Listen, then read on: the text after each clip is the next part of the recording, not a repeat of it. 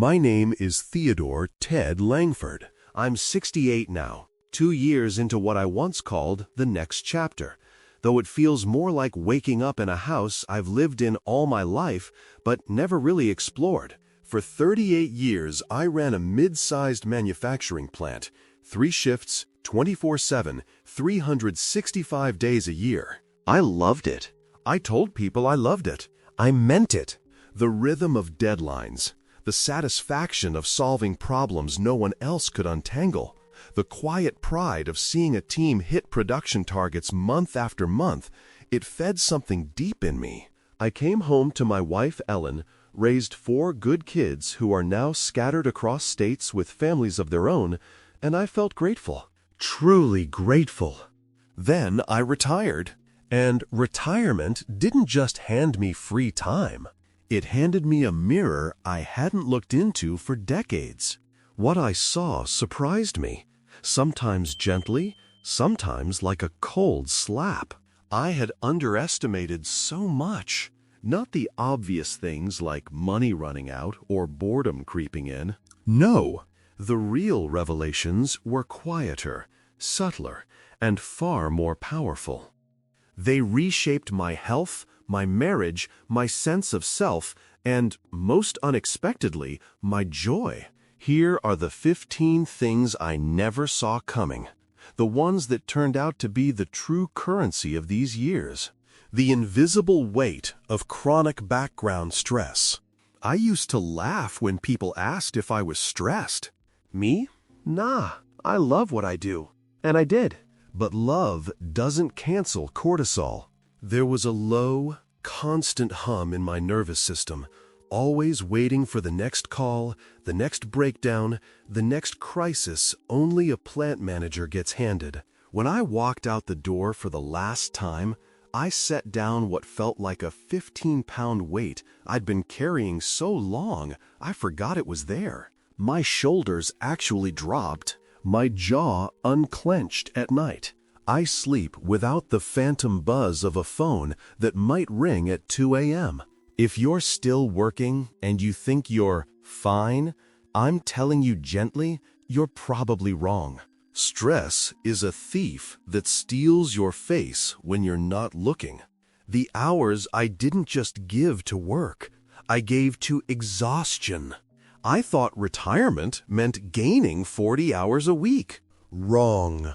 I gained the hours I was physically at work, plus the hours my mind was still there, decompressing, ruminating, planning tomorrow's battles. Those vegging out evenings on the couch weren't rest.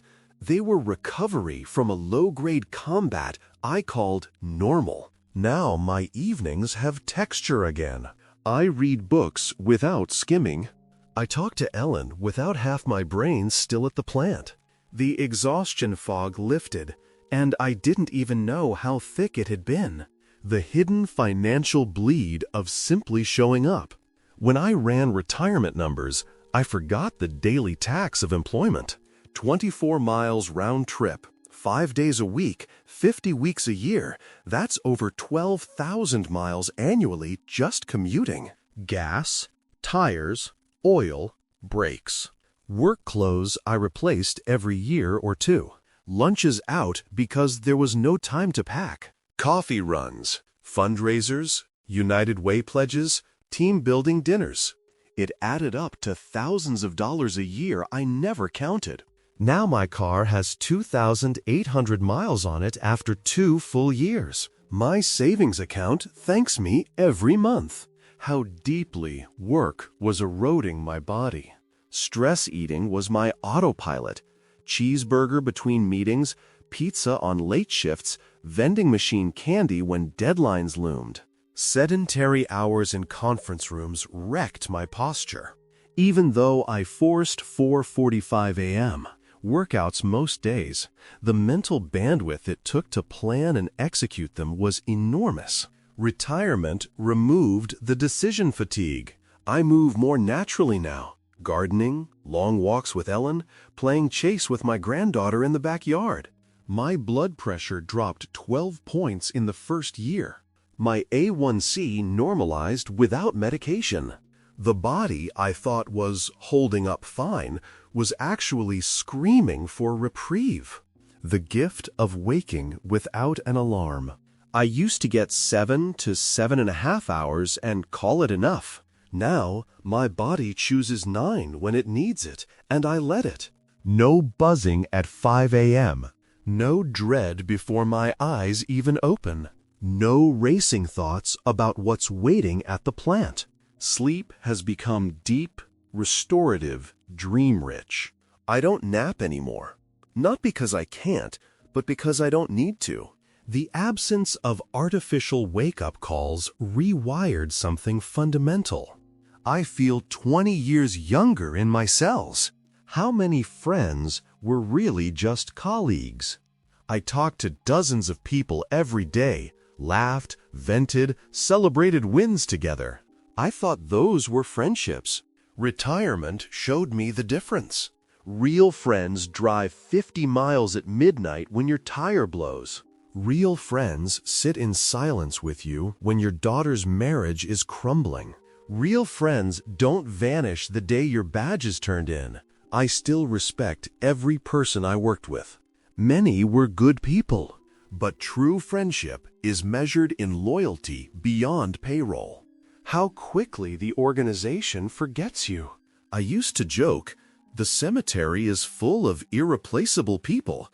I didn't realize how literal that was. I offered to consult, to meet for lunch, to hand over tribal knowledge accumulated over 32 years. 0 calls, 0 emails.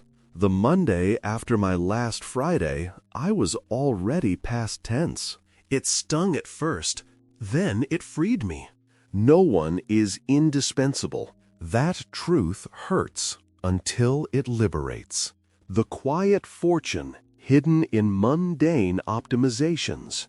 I never had time to shop insurance quotes, negotiate cable bills, hunt for better cell plans, replace every bulb with LEDs, or learn how to fix a dishwasher instead of calling a repairman. Retirement gave me bandwidth. We cut our cable and internet bill from $220 to $92. I saved $1,400 a year on auto and home policies by spending 3 afternoons comparing. Small leaks sink big ships. Time is the plumber. The tax complexity that arrives when paychecks stop. W-2 life is simple. Taxes happen to you. Retirement is active strategy. Sequence of withdrawals matters. Roth conversions matter. Social Security timing matters. RMDs loom like tax bombs. Do you bunch deductions one year and go low the next? How do capital gains fit? I spent more hours on tax planning in my first 18 months retired than in the previous 30 years combined. Ignorance here is expensive. The pleasure of deliberate frugality. DIY repairs became satisfying puzzles. YouTube taught me to replace a dishwasher control board for $45 instead of $350. I comparison shop everything. We cook almost every meal at home now. Slow smoked brisket on weekends, fresh bread, one ingredient whole foods. Cutting expenses isn't deprivation, it's control. Every dollar I don't spend is a dollar that buys more freedom. The soul drain of the daily commute. 30 minutes each way doesn't sound like much, but it was 30 minutes of radio noise, traffic anger, and mental wind down that left me arriving home half empty. I thought I was fine until the commute vanished and I realized how much life energy it had been siphoning. The mental rent office politics collected. Gossip, promotions that went to the wrong person, passive-aggressive emails, turf wars, complaints about complaints. It all occupied real estate in my head. I didn't notice the noise until it stopped. Silence is a luxury I never knew I craved. How artificially accelerated my entire rhythm had become. Weekends were checklists. Mow, trim, shop, Meet friends at 5 o'clock. Vacations were military campaigns. 7 sights Monday, 4 hikes Tuesday, win the National Park badge. Retirement slowed the clock. My pre-retirement 5-year home project list took 3 weeks. Every day feels like Saturday, not in laziness, but in spaciousness. I can sit on the porch and watch clouds without guilt. The holiness of carefree timelessness. Matthew Kelly calls it that time with no agenda, no clock ticking, just presence. Sitting with Ellen on the back porch until the stars come out. Playing in the dry creek bed with my granddaughter Everly, hopping rock to rock, no rush to finish. Giving her a bath while music plays and we dance in towels. Laughing over old stories with grown kids who drop by unannounced. These moments aren't productive. They're sacred. The profound satisfaction of working on myself instead of for someone else. I read history for pleasure now. Huey Long this month, a complicated, brilliant, flawed man. I study nutrition, low-carb eating, shoulder rehab, YouTube fixed what the surgeon wanted to cut. I joined a retirement group. We meet monthly to talk life, not KPIs. Learning is no longer a means to an end. It is the end. Retirement didn't give me time. It gave me back the unrestrained version of myself, the curious, quiet, grateful Ted who had been buried under responsibilities for decades. So here I am, 2 years in, still surprised every day.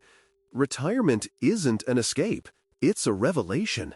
If you're still working, don't wait for the gold watch to ask yourself what you're really trading away. The things I underestimated became the things I treasure most. And if you've already crossed the line like I have, welcome. The view is better than they told us.